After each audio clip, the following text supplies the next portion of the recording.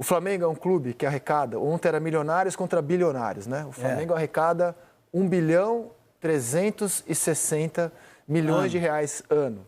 Isso dá 600 milhões a mais do que o Palmeiras. E o Palmeiras, nos últimos anos, conseguiu enfrentar o Flamengo até com superioridade no cenário nacional. Sim. Em Libertadores, por exemplo, são 4 semifinais consecutivas, no mínimo, a que o Palmeiras chega.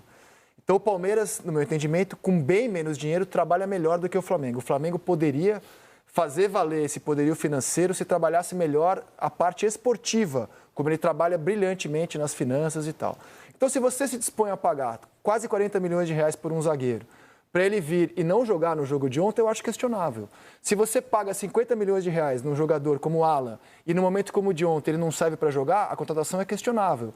Então, eu acho que o Flamengo ele poderia fazer valer mais o investimento dele. Eu discordo de você, André. Do que ele tem feito nos últimos anos. Uma relação por um jogo. Esse investimento é para ter jogadores inquestionáveis em todas as posições do campo. Mas e se você você está está fazendo fazendo uma jogadores de 40, 50 milhões que não servem para jogar um jogo como o de ontem... Mas por que não serve?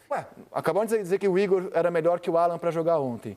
Que o Davi Luiz, que mal joga na temporada, jogou no lugar do Léo Ortiz ontem. Eu acho que o Igor e o Alan são reservas do Flamengo hoje. São o reservas. titular saiu e ele escolheu e o reserva. Alan custou 50 milhões de reais. Mas aí você não escolhe pelo dinheiro, você escolhe por característica. Quem mais se parece ou pode fazer melhor a função. É justamente o que eu estou dizendo. Com o dinheiro que o Flamengo tem... Se esses jogadores não são inquestionáveis, eu acho que ele tem que repensar algo. Mas em algum momento eles vão jogar. Em algum momento eles vão jogar e vão ser importantes também. Você contrata por uma temporada, não por uma estreia de Libertadores. Cara, eu acho que o Flamengo gasta um dinheiro no seu elenco que era para ter jogadores inquestionáveis em todas as posições, titulares e reservas. E não é o que acontece. Mas eles têm. Se o Pulgar tivesse machucado, o Alan teria jogado. Se o Pulgar tivesse tido febre, teria entrado o Alan. Inquestionavelmente. E ninguém sentiria o problema. O que não dá é para, machucou um jogador, vamos ver quem foi o mais caro que está no banco e colocá-lo, independentemente. O Alan conseguiu ser inquestionável no Flamengo até agora? Ele mal joga, cara. Não, mas ele mal jogou por lesões. Sim, não só por lesão. O Alan nunca conseguiu se firmar no Flamengo. Ele não teve sequência ainda, mas assim, no Flamengo, não é só mas lesão. o que seria um jogador inquestionável hoje para você? O Arrascaeta é inquestionável. Tudo bem. Enfim, mas só dá quantos pra mais? botar 11. Hã? Só dá pra pode botar 11. O Flamengo pode ter 2 jogadores inquestionáveis por posição, como ele tem Pedro e Gabigol, como ele tem Cebolinha. Sim, tem Pedro e Gabigol e a Bruno imprensa Henrique. inteira enche o saco porque não pode ter o Gabriel no banco. Não é o meu caso. Eu não encho o saco de ninguém. Não. Caso. O consenso geral é que é um absurdo ter o Gabriel no banco ou quando era o Pedro no banco. E ele é ultra questionado também, o Gabriel. O que eu estou dizendo é que assim, A gente precisa entender o que a gente quer. Ontem, no caso do Davi Luiz, eu acho estranho que o Flamengo gaste quase 40 milhões no Léo Ortiz, um jogador que está voando na temporada, e aí por merecimento joga o Davi Luiz. Eu acho, acho questionável. O Tite chegou a esse momento da carreira dele, em que ele é super vitorioso, treinou o Brasil em 2 Copas, tal, tendo um padrão de conduta. Sim. Até aqui. A partir do momento que pode ser questionado, né? Claro que sim, claro que sim. Só que é aquilo ao que os jogadores que trabalham com ele se acostumaram e esperam dele. Quando você vai trabalhar num time que é treinado pelo Tite, você vai imaginar, você sendo jogador, e eu te garanto que o Davi Luiz imagina isso, o Léo Ortiz imagina isso, o Fabrício e o Léo Pereira a mesma coisa. Eles vão imaginar, olha, se sair alguém, o primeiro que vai entrar é o Davi, porque ele costuma trabalhar assim, porque o cara está se empenhando, está treinando. E tem que levar isso em conta. Se o cara estiver encostado no treino e mesmo assim jogar, está errado, mas tenho certeza que não é isso que acontece. Quando você rompe com o seu padrão, com algo que você construiu como identidade na carreira, você já gera uma instabilidade que o Flamengo não precisa. Não para um jogo. Eu tenho a sensação de que lá no final da temporada, já no meio da temporada, essa hierarquia vai mudar. Na lateral esquerda, eu acho que o Vinha vai crescer. Acho que na zaga, o Léo Ortiz vai... Léo Ortiz, mas acho que as coisas são por etapas. Desculpa te interromper. A gente ele não entrou porque o Tite inventou um zagueiro do nada, ou botou um moleque da base, ou botou um zagueiro ruim. Cara, a gente está falando do Davi Luiz. O Davi Luiz, cara, há um ano, ele foi o zagueiro titular na conquista da Libertadores do Flamengo em 2022. Era ele e o Léo Pereira. O Fabrício, que hoje está na seleção, era banco dele. E ele fez uma ótima Libertadores em 2022. Ótima. Muito boa. O Dorival acertou o time quando jogou o Davi Luiz pro lado direito, depois o Rodinei, o Léo Pereira. Então a gente está falando de um cara que tem história e futebol para jogar. E ontem fez um bom jogo, na minha opinião, pelo menos, ele fez um bom jogo. O resultado não passou nada pelo Davi Luiz, claro pelo contrário. Sim, a Babi falou pelo contrário, inclusive, ele no fim do primeiro tempo, ele ainda fez um passe que quase saiu um gol do Flamengo. Verdade. Ele construiu também de trás. Então, assim, essa discussão do Léo Ortiz, cara, para mim, ela é vazia. Agora, o caso do Alan. O Alan era um jogador valorizado no Atlético Mineiro. O Atlético Mineiro não queria vender ele. O Flamengo quis o Alan. Então, o que você tem que fazer? Ver, né? Você paga. Aí o Flamengo estava disposto a pagar. Agora, ele veio com uma lesão, ele não conseguiu ainda ritmo e tal. Também acho que, principalmente no período da Copa América, o Alan vai ser titular do Flamengo, porque o Flamengo vai perder o meio-campo inteiro.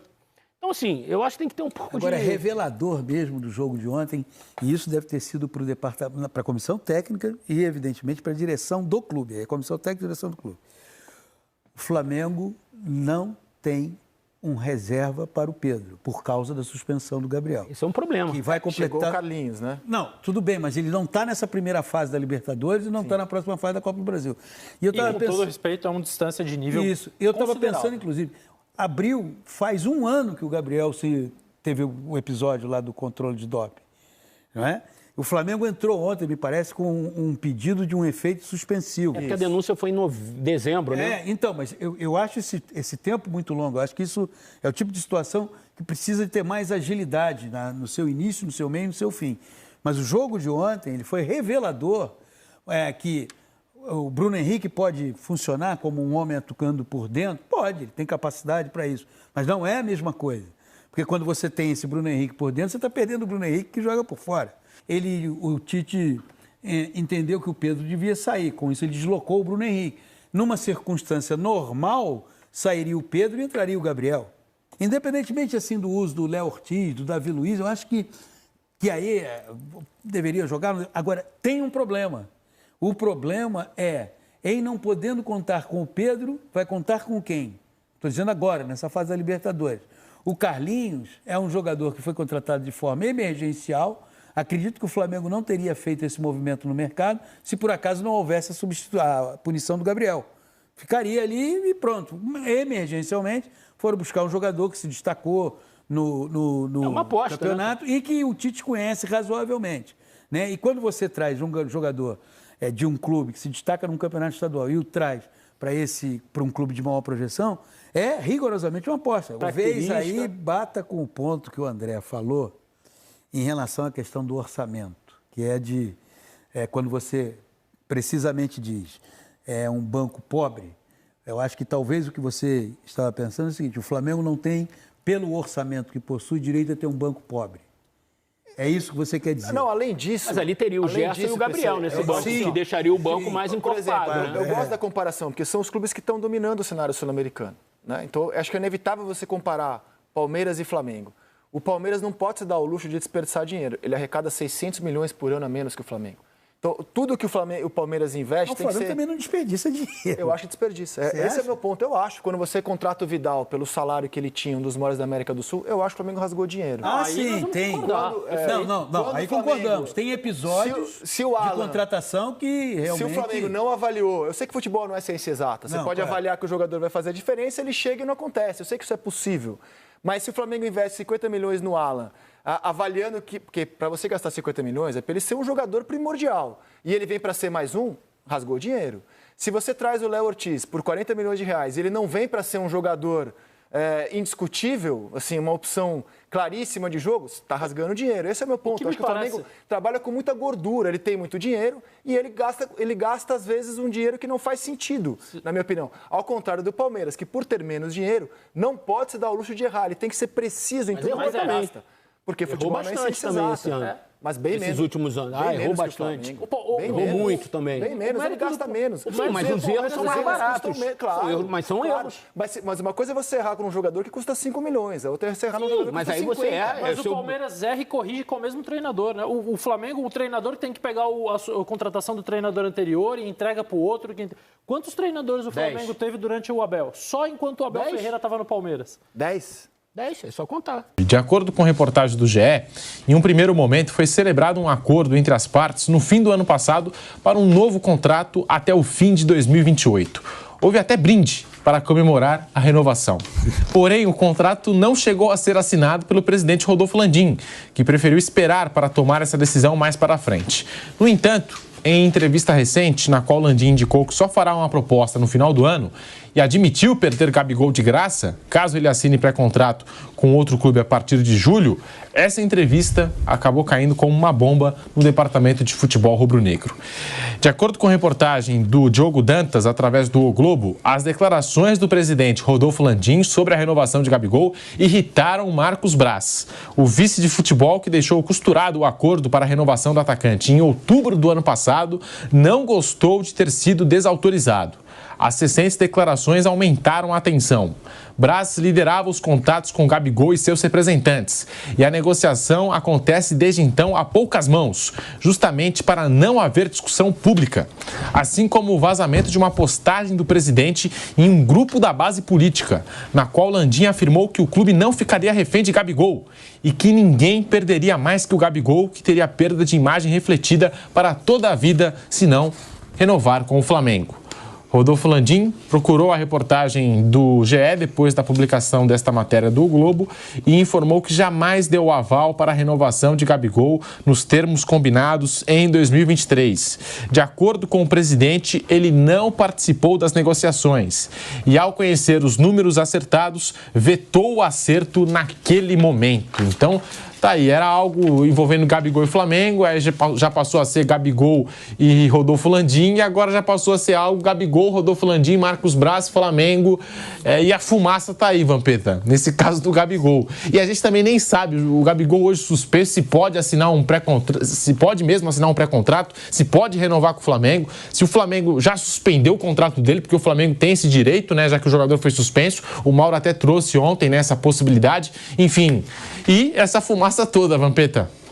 Em relação à renovação, aí, né, cabe a diretoria do Flamengo. Mas eu estou torcendo para que até agora, no final de abril, o Gabigol possa estar sendo absolvido, né? Sim. E voltar a jogar. Aí, voltando a jogar, aí é questão de diretoria, staff do atleta, se o atleta quer ficar ou não.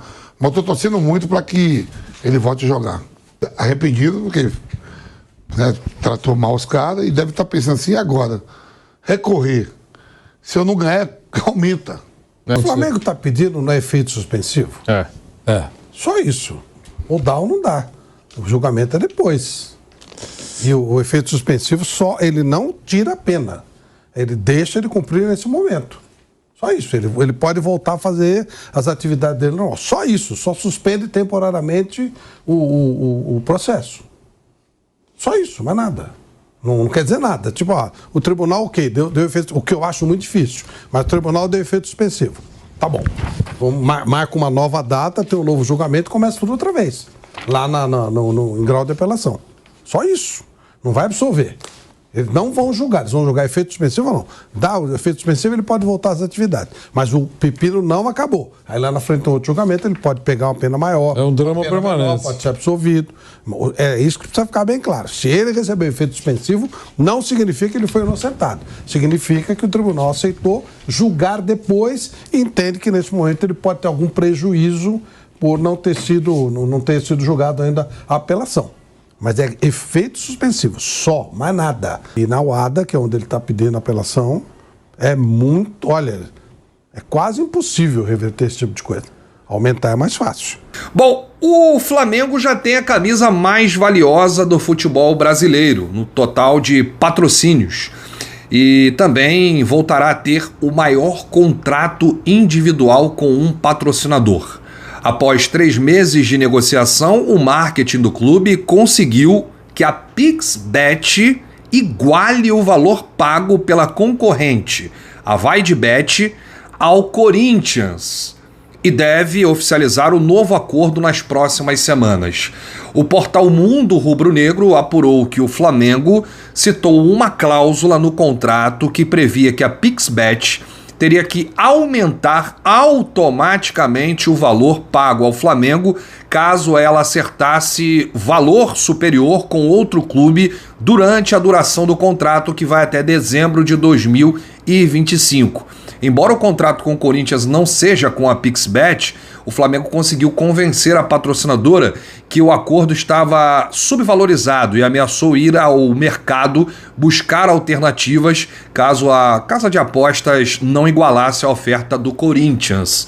Desta forma, o Flamengo vai garantir mais 35 milhões de reais anuais. um total de 70 milhões a mais nos 2 anos de contrato. O valor sairá dos 85 milhões de reais por ano para 120 milhões de reais por ano, mesmo valor pago pela VaidBet ao Corinthians. Com isso, o marketing do clube vai superar a já ambiciosa meta de 250 milhões de reais no valor em patrocínios para a camisa em 2024. O total pago por patrocinadores para exibir suas marcas no uniforme rubro-negro passará dos 230 milhões assegurados após a renovação do contrato com o BRB na última segunda-feira para, anota aí, 265 milhões de reais é o valor que passa a valer o uniforme do Flamengo. Que loucura, amigo. A expectativa do clube é finalizar os últimos detalhes de contrato com a Pixbet e levá-lo para a aprovação do Conselho Deliberativo nas próximas semanas. A promessa feita pelo vice-presidente de marketing, o Gustavo Oliveira, ao Conselho Deliberativo na última segunda-feira. Sem citar o nome do patrocinador, ele disse, ao atualizar o valor total pago pela nova camisa, que em mais umas 3 semanas a gente vai voltar aqui com um valor ainda maior. Olha essa notícia. O Flamengo encaminhou o aumento do valor do patrocínio Master. O que isso significa? Vocês lembram que o Flamengo tinha feito um acordo de patrocínio Master com a Pixbet, beleza? De 85 milhões por ano. Era um dos maiores acordos do futebol brasileiro. O Corinthians vem com o Augusto Melo e faz um acordo de patrocínio Master de 120 milhões de reais, lá com a VaidBet, lá do Corinthians. E a partir daí desbanca o Flamengo e se torna o time com o melhor patrocínio do Brasil. Só que dentro dessa cláusula contratual do Flamengo com a Pixbet, eles tinham ali um parágrafo que deixava claro e evidente que se caso algum clube brasileiro que fosse patrocinado por uma empresa dentro do mesmo setor, que é casas, né, de apostas esportivas, conseguisse um patrocínio maior que o do Flamengo, eles obrigatoriamente teriam que aumentar isso. Obrigatoriamente. Então, se o Corinthians tivesse um patrocínio de 100 milhões, eles iam ter que colocar 100 milhões. Eles iam ter que equiparar os valores. E agora foi isso que aconteceu. A Pixbet vai equiparar os valores para 120 milhões por ano. Olha só, mano, os caras vão ganhar simplesmente assim, ó, 35 milhões a mais por causa desse acordo e dessa cláusula que tinha dentro do contrato. E com isso, a camisa do Flamengo, ela chega a quase 300 milhões. Muito inteligente essa cláusula do Flamengo. Eles colocaram isso, como eles estruturaram esse contrato para fazer com que isso ganhasse força. E aí o Corinthians veio, coincidentemente, com uma empresa do mesmo setor e acabou elevando esses patrocínios. Faz grande diferença quando você tem um contrato bem redigido, bem escrito, com todos os artigos e termos, não é? Não faz diferença?